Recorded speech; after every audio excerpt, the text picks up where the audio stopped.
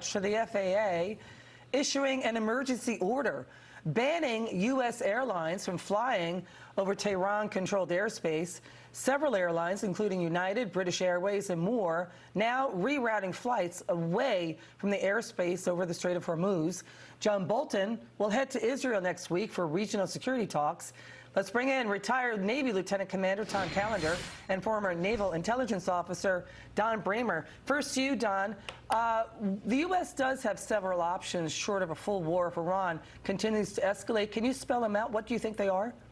Well, I think, good evening, Liz. I think the biggest part of our action is to let the sanctions continue to work. They are obviously working. They are strangling Iran, and I think each of these acts, whether it is the oil tanker bombings, the drone attacks, it shows that they are lashing out in pure desperation, trying to put the blame on the United States instead of where it belongs amongst themselves.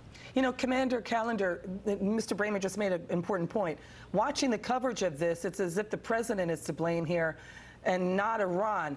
I mean, Iran's Revolutionary Guard Corps is spread out in the Middle East. Could they launch more precise attacks at U.S. consulates and embassies? We're already evacuating contractors out of Iraq right now. Your reaction to all of that?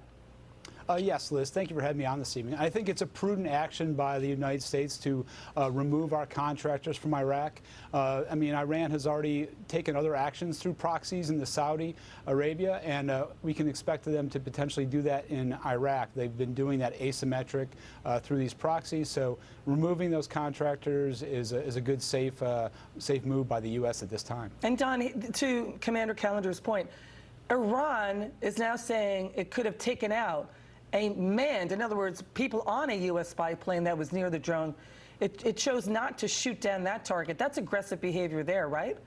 Absolutely, it's aggressive, and I think that they are trying to move that line in the sand little by little, saying, well, we have the upper edge. We can do this. That's completely wrong. The one thing about this move by the president, it allows us to strategically place our forces around Iran so that they are completely in a position where there is not a win in game here, and they need to realize that the president is giving them every opportunity to negotiate, to come to the table, and it's up to them to take that, whether they want to decide against rhetoric, against their own personal agenda, or the future of their own people. I've seen reports out of the United Nations, Commander Callender, calling Iran, and quote, an abnormal regime. It's an abnormal regime. It's not a normal regime. So when you see the coverage today, sir, that President Trump is now the bad guy and Iran is the victim, what's your reaction to that?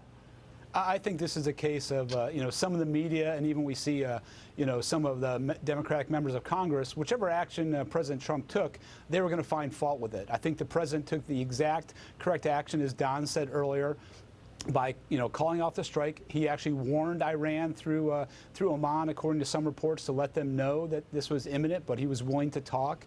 This will give space to both the U.S. and Iran, giving them an opportunity to come back to the table, but letting them know that the U.S. has military options on the table, and that that we are potentially could use these, and it gives us time to, again, to not only bring the Democratic members of Congress behind, show them the evidence, but also bring the European members who have been reticent so far, bring them behind in a unified stance against Iran. Don Bramer and Commander Callender, thank you so much.